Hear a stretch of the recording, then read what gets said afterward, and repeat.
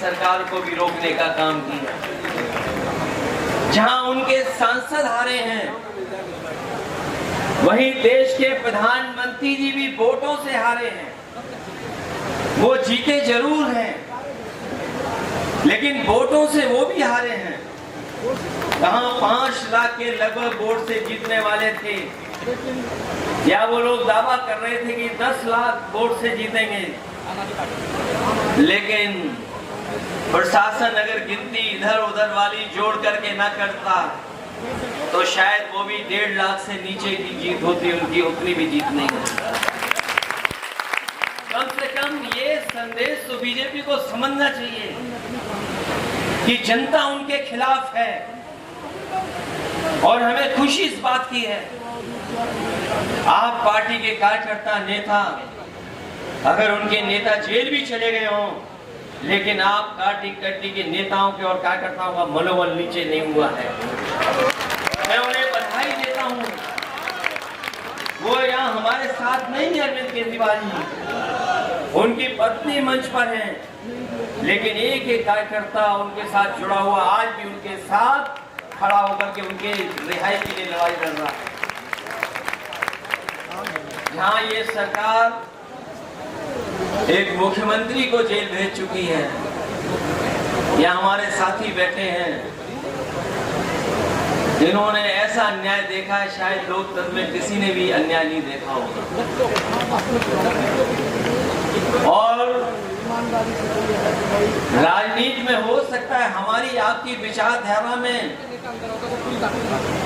कुछ हम कुछ स्वीकार करते हो, आप कुछ स्वीकार करते हो, लेकिन कभी ऐसा नहीं हुआ होगा जब पूरे के पूरे परिवार के साथ अन्याय हो जाए। केवल आदमी मोहम्मद आजम खान साहब को नहीं जेल भेजा, उनके परिवार के लोगों को भी, उनके तमाम सहयोगी साथियों को भी। यहाँ पर मुझे दिखाई दे रहा है जिन पर झूठे मुकदमे लगे हैं, कुछ दिन वो भी जेल हुआ है, लेकिन वो डरने वालों में से नहीं है। इसलिए ना आप पार्टी का कार्यकर्ता डर रहा है, ना हमारे ये समाजवादी लोग डर रहे हैं। अगर हमारा रास्ता लड़ने का ही है, संघर्ष का ही है, तो हम लोग लड़ने और संघर्ष करने का रास्ता स्वीकार करते हैं। उनके स्वास्थ्य को लेकर के अरविंद केजरीवाल जी को जो चिंता है, जहां कार्यकर्ताओं को चिंता है, उनके परिवार और उनकी पत्नी को चिंता है, उतनी चिंता हम सबको है कि उनका स्वास्थ्य देखते हुए और एक मुख्यमंत्री को केवल पॉलिटिकल स्कोर अपना बेहतर बनाने के लिए अन्याय हुआ है। उनके खिलाफ जितने मुकदमे हैं सब खत्म होने चाहिए, उन्हें जेल से रिहा होना चाहिए। हालांकि एक बात मैंने चुनाव से पहले कह दी थी कि कई ऐसी संस्थाएं हैं दिल्ली के पास जो पॉलिटिकल लोगों को समय समय पर परेशान करती हैं। वो संस्थाएं उन्हें न्याय नहीं देने देती हैं। मैंने हालांकि वो कहा था एक सीनियर जर्नलिस्ट से, उन्होंने अखबार में भी छाप दिया था, कई ऐसी संस्थाएं हैं जो जानबूझ करके पॉलिटिकल लोगों को बदनाम करने के लिए, उनको अपमानित करने के लिए, झूठे मुकदमे लगाने के लिए हैं। अगर जब कभी भी संस्था हम लोग सत्ता में आएंगे, ऐसी संस्थाओं को हमेशा हमेशा के लिए खत्म कर देंगे। हमारे लोकतंत्र में किसी को झूठा फंसाना नहीं लिखा है, हमारे संविधान में झूठा फंसाना नहीं लिखा है, लेकिन बीजेपी का पता नहीं कौन सा संविधान है जिससे झूठा फंसा देते हैं। न जाने कौन से सेक्शन में ये व्यवस्थाएं बना देते हैं। इसलिए हमारी लड़ाई और हम आपका हमेशा साथ देते रहेंगे।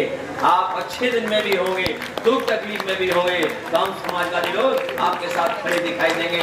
मैं आपको इस संघर्ष के लिए बधाई देता हूं। मैं आपके पार्टी के लोगों को धन्यवाद देता हूं कि उन्होंने मौका दिया है आने का। मैं एक बार फिर श्रीमती सुनीता केजरीवाल जी से कहूंगा कि वो लड़ रही हैं, पत्नी होकर के भी वो लड़ रही है, वो अपनी जिम्मेदारी निभा रही हैं। हम उनके दुख तकलीफ उनके साथ हैं और संघर्ष में भी उनके साथ हैं। हमें पूरा भरोसा है उनको न्याय मिलेगा। और अपने यहाँ आए हुए समाजवादियों से भी कहना चाहते हैं, देर हो सकती है, अंधेर नहीं होगी। एक दिन आप देखोगे वो भी बाहर आकर के हम लोगों के साथ बैठे होंगे। इसी आशा के साथ हमें उम्मीद है कि न्याय उन सभी नेताओं को न्याय देगा जिनके ऊपर झूठे मुकदमे लगे हैं, जिन्हें पॉलिटिकल साजिश के तहत फंसाया गया है। मैं इन्हीं शब्दों के साथ मान जी का और संजय जी का और आप पार्टी के सभी नेताओं का बहुत बहुत धन्यवाद और आभार व्यक्त करता हूं। बहुत बहुत शुक्रिया। आम आदमी पार्टी को टारगेट किया जा रहा है, राजनीतिक षड्यंत्र करके आम आदमी पार्टी को टारगेट किया जा रहा है।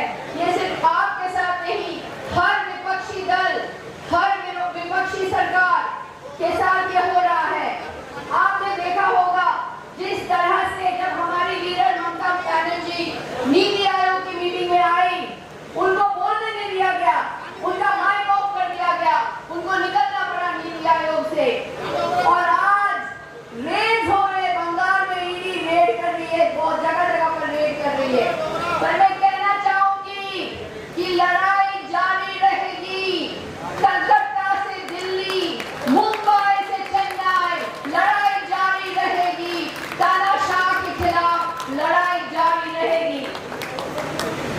जनता के जो असली मुद्दे हैं, बेरोजगारी, महंगाई, जिस तरह से अग्निवीर का स्कीम लाया, किसी से कंसल्ट नहीं करके अग्निवीर का स्कीम लाया, जिस तरह से लोग परेशान है, ट्रेन एक्सीडेंट हो रहे हैं, बस एक्सीडेंट हो रहे हैं, इनको कोई परवाह नहीं है।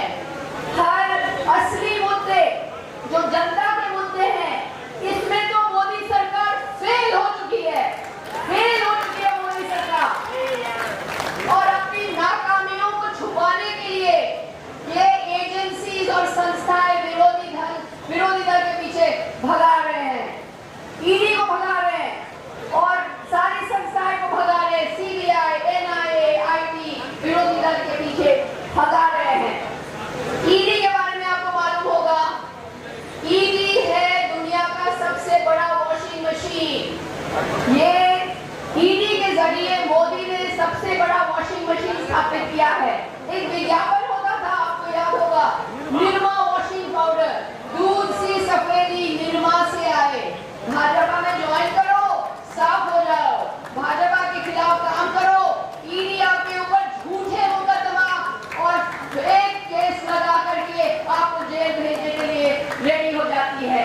ये है दुनिया का सबसे बड़ा वॉशिंग मशीन जो झूठे मुकदमा, झूठे केस लगा रहे हैं विरोधी दल के ऊपर। पर मैं ये कहना चाहती हूँ कि हमारी नेता ममता बनर्जी ने लंबा संघर्ष किया है।